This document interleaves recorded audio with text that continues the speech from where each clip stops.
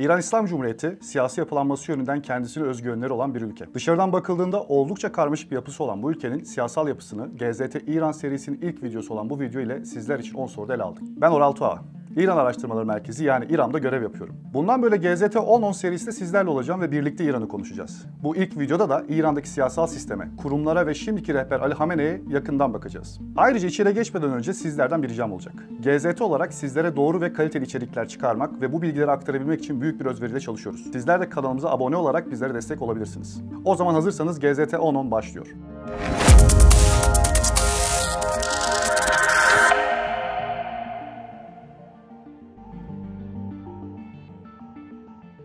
Velayeti fakih.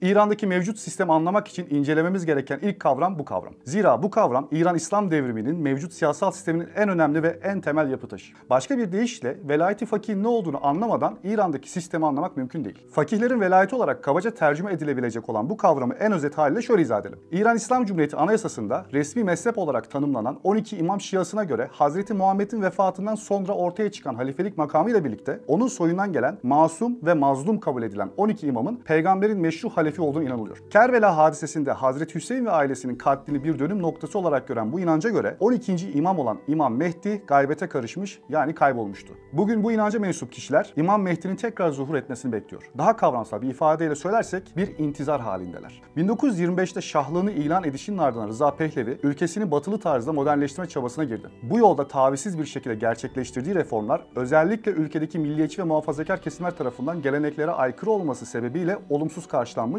ve bir tehdit olarak algılanmıştır. Oğlu Muhammed Rıza Pehlevi tahta çıktığı ilk yıllarda birçok grubun bir araya geldiği ve babasının zamanına göre daha güçlü ve birleşik bir muhalefetle karşılaştı. Öyle ki muhalifleri tarafından az kalsın başarılı olacak bir suikast girişiminde dahi bulunuldu. Şah bu girişimi yaralı olarak atlattı. Yaşanan bir dizi olayın sonunda Muhammed Rıza Pehlevi, Muhammed Musaddık'ı başbakan olarak atamak zorunda kaldı ve yaşanan iç karışıklıkların sona ermemesi sebebiyle ülkesinden kaçtı. Bu Muhammed Rıza Pehlevi'nin ülkeyi ilk terk edişidir. İkincisi bir daha geri dönmemek üzere 1979'da olacaktır. 1953 yılında Amerika'nın yardımıyla gerçekleşen Ajax operasyonu ile birlikte milli bir çizgide duran Musaddık'ın indirilmesi ve sonrasında Muhammed Rıza Pehlevi'nin izlediği politikalar kitleler nezdinde Şah'ın Batı'nın kuklası olduğu imajını güçlendirdi. Şah'ın ve onun gizli polisi Savak'ın uygulamalarına karşı yükselen muhalif seslerden birisi de İran İslam devrimini de gerçekleştiren Ayetullah Ruhullah Hümeyni'dir. Hümeyni'ye göre mevcut yönetim dinsiz ve gayrimilli. Ona göre İran milleti İmam Mehdi'nin zuhuruna kadar geçen süreçte bu dinsiz yönetimin zulmü altına ezilmemeli. Bu yüzden bu yönetimin yerine İslam hukukuna hakim fakihlerin oluşturduğu bir grup gelmeli.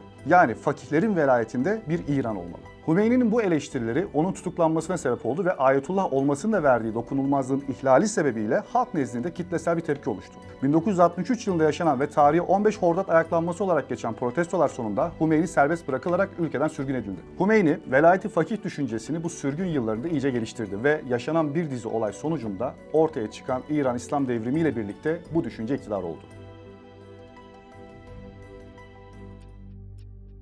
Velayeti fakih düşüncesine göre rehberlik makamı hiyerarşideki en üst makam. Gelin bu makamın özelliklerine ve ne derece büyük bir etki sahibi olduğuna birlikte göz atalım. İran İslam Cumhuriyeti Anayasası'nın 5. ve 110. maddelerine göre rehberlik makamı devletin dini ve dünyevi işlerinin yönetiminde en yüksek otoriteye sahip. Bu makam İslam hukukunun ülke yönetimindeki uygulamasını denetliyor. Ayrıca yargı, yasama ve yürütme organlarında üstünde. Rehber, ordu ve devrim muhafızlarının başkomutanı olarak devletin önemli görevlilerini atıyor ve ulusal güvenlik ile dış politika konularında son sözü söylüyor. Rehber, İslam hukukunun ve Şii İslam inançlarının temsilcisi olarak görülüyor. İran'da rehberin kararları hem dini hem de siyasi açıdan nihai ve tartışmaz kabul ediliyor. Rehber uzmanlar meclisi tarafından seçilir ve teorik olarak bu meclis tarafından görevden alınabilir. Ancak pratikte bu çok nadir bir durum. Rehberlik makamı İran'ın siyasi yapısında devrim ideallerini korumak ve yönlendirmekle görevli. Bunun yanında ülkenin iç ve dış politikaları üzerinde belirleyici bir etkiye sahip. Bu nedenle İran'daki siyasi ve dini dengeler rehberlik makamının tutumu ve kararları ile yakından ilişkili. İran'da rehberlik makamının ilk sahibi 1979 İran İslam devriminin lideri Ayetullah Ruhullah Hümeyni oldu. Hümeyni'nin 1989'daki vefatının ardından Seyyid Ali Hamenei bu pozisyona seçildi. Son olarak özellikle bir konuyu belirtmekte fayda var. Rehberlik makamında bulunan kişiye dini lider demek tam olarak doğru bir ifade değil. Zira rehberlik makamı doğrudan siyasi bir makam ve bütün Şii mezhebini değil sadece İran siyasetini ilgilendiriyor. Bugün İran'da rehberlik makamında oturan Seyyid Ali Hüseyni Hamenei, İran İslam Cumhuriyeti'nin 2. devrim rehberi, eski Cumhurbaşkanı, Şii taklit merciği ve İran İslam Cumhuriyeti Anayasası'nın 107 ve 110. maddelerine göre ülkedeki en yüksek yetkili ve başkomutan. 17 Temmuz 1939'da Meşhed'de doğan Hamenei, Azerbaycan Türk'ü bir aileye mensup. Ailesi silsile olarak 4. İmam Ali bin Hüseyin Zeynel Abidin'e dayanan İranlı Seyit ailelerden. Babası ve büyük babası etkili bir din alemi, hatta Hamenei de çocukluktan itibaren dini eğitimi almış. Gençlik yıllarında, özellikle 1960'lı yılların başında Ayetullah Hümeyni'nin liderliğindeki devrimci harekete katılmış, anti-Pehlevi siyasi faaliyetler nedeniyle defalarca tutuklanmış ve sürgün edilmiştir. İran İslam devrimine kadar 6 kez gözaltına alınan Hamenei, dini ve siyasi söylemleriyle tanındı. 1979 İslam devriminin ardından Ayetullah Hümeyni'nin öğretileri doğrultusunda yeni kurulan devlet yapısının oluşturulmasında aktif olarak görev aldı. 1980'lerde yaşanan İran-Irak Savaşı sırasında önemli siyasi ve askeri görevlerde bulundu. 1981'de gerçekleşen suikast girişimi sonucu ciddi şekilde yaralandı ve sağ kolu felç kaldı. 1981'de İran İslam Cumhuriyeti'nin 3. Cumhurbaşkanı olarak seçilen Hamenei 2 dönem bu görevi sürdürdü. Cumhurbaşkanlığı döneminde Ayetullah Hümeyni'nin politik çizgisini devam ettirdi ve devrim ve savaş sonrası gelişen ekonomik sorunlarla mücadele etti. Aynı zamanda daha liberal ve pragmatik bir siyaset izleyen Ali Ekber Haşimi Rafsanjani ile birlikte ABD ile ilişkilerin geliştirilmesi yönünde adımlar attı. Ayetullah Hümeyni'nin 1989'daki vefatı sonrasında Hamenei, İran İslam Cumhuriyeti'nin yeni devrim rehberi olarak seçildi. Ancak bu atama Hamenei'nin o dönemde Hüccetü'l-İslam olması ve taklit merci olmaması sebebiyle anayasaya aykırı bir atama. Bu seçimde Rafsanjani'nin de payı büyük. Anayasal gerekliliklere uymayan bu atama tartışmalara yol açmış, ancak 1989 anayasa referandumu ve sonrasında yapılan anayasal değişikliklerle meşrulaştırılmıştı. Ali Hamenei her ne kadar 1994 yılında taklit merci ilan edilmiş olsa da bu durum bazı dini çevreler tarafından hala daha kabul görmüyor. Devrim rehberliği boyunca Hamenei, İran'ın iç ve dış politikasında etkin rol oynamış, ülkenin kurumsallaşmasında ve çeşitli toplumsal olaylarda belirleyici rol oynamıştır. Devrim Muhafızları Ordusu ve diğer önemli devlet kurumları doğrudan ona bağlı. Ekonomi, dış politika ve çevre gibi konularda nihai kararları verme yetkisine de sahip. 30 yılı aşkın süredir İran'ın başında olan Hamenei, Orta Doğu'nun en uzun süre iktidarda kalan liderlerinden biri olarak tarihe geçti.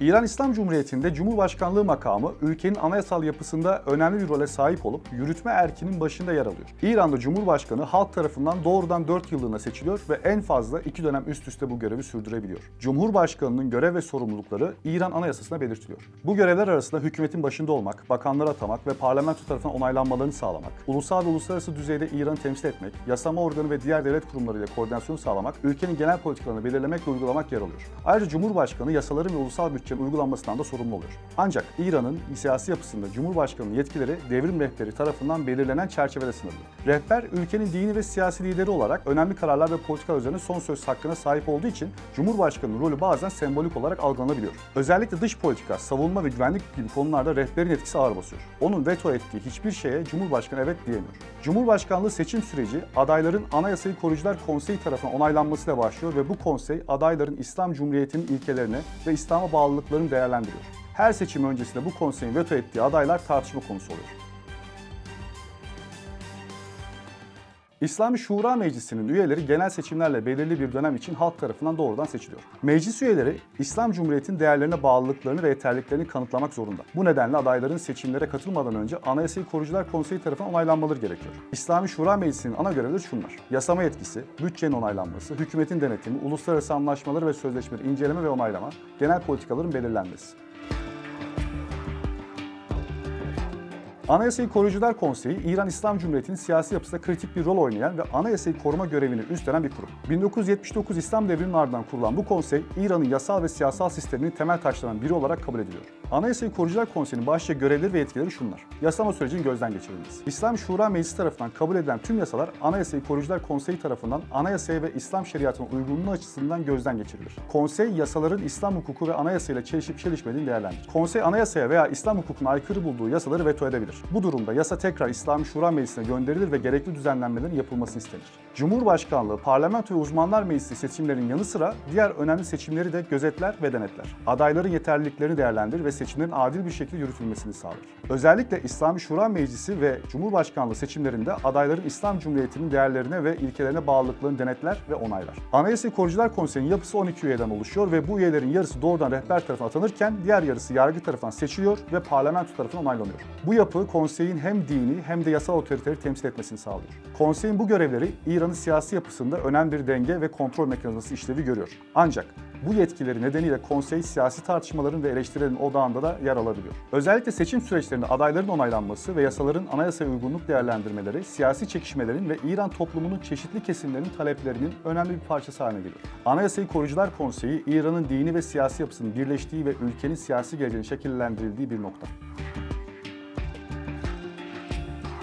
Uzmanlar Meclisi, İran İslam Cumhuriyeti'nin siyasi yapısına önemli bir role sahip olan ve devrim rehberini seçme ve gerektiğinde görevden alma yetisine sahip olan bir kurum olarak karşımıza çıkıyor. 1979 İslam devriminin ardından oluşturulan bu meclis, İran'ın dini ve siyasi liderinin denetlenmesine kritik bir işleve sahip. Uzmanlar Meclisi'nin temel görevleri ve işlevleri şunlar: devrim rehberinin seçimi ve gözetimi, rehber seçiminde adayların makama uygunluğunu inceleme, siyasi danışmanlık. Uzmanlar Meclisi üyeleri İslam alimleri ve din adamlarından oluşur ve İran'da yaşayan yetişkin Müslümanlar tarafından doğrudan seçilir. Meclisin üyeleri İslami ilimlerde uzmanlık ve deneyime sahip kişiler arasından seçiliyor ve seçimler her 8 yılda bir kez yapılıyor. Düzenin Yararını Teşhis Konseyi, İran İslam Cumhuriyeti'nde yasama sürecinde iki önemli kurum olan İslami Şura Meclisi ve Anayasayı Koruyucular Konseyi arasındaki anlaşmazlıkları çözmek ve uzlaştırıcı bir rol oynamak üzere kurulmuş bir kurum. Bu konsey 6 Şubat 1988 tarihinde kurulmuş olup İran İslam Cumhuriyeti Anayasası'nın 93. maddesine göre yasama organının temel kurumlarından biri olarak sayılmıyor. Bunun nedeni İslami Şura Meclisi ve Anayasayı Koruyucular Konseyi arasında uyum sağlandığı sürece konseye ihtiyaç duyulmaması. Konseyin en önemli sorumluluğu İslami Şura Meclisi ve Anayasayı Koruyucular Konseyi arasındaki ihtilafları çözmek ve nihai karar merci olarak hareket etmek.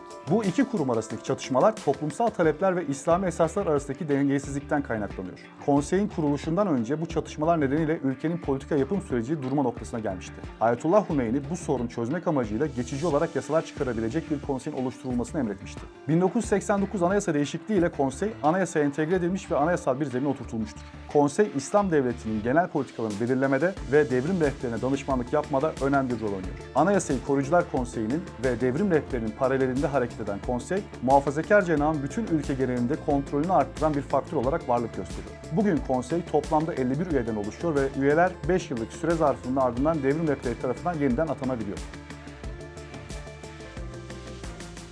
İran İslam Cumhuriyeti federal bir yapıya sahip değil. Ülkenin merkezi bir sistemi bulunuyor. Bu yüzden eyaletlerden değil, vilayetlerden oluşuyor. Bu yüzden ülkemizde sık sık kullanıldığı şekliyle Kirman eyaleti veya Sistan ve Belucistan eyaleti ifadeleri aslında hatalı. İran'da 31 vilayet yani ostan bulunuyor ve her biri merkezi hükümet tarafından atanan ostandarlar yani valiler tarafından yönetiliyor. Vilayetler kendi iç kültürel ve coğrafi yapısına göre bölümleniyor. Bu yüzden Batı Azerbaycan, Doğu Azerbaycan, Kürdistan, Sistan ve Belucistan gibi isimlere sahipler. Sistan ve Belucistan gibi güvenlik sorunlarının yaşandığı bazı vilayetlerdeki valiler özel yetkili olarak yetkileri ile diğer valiliklerden ayrılıyorlar.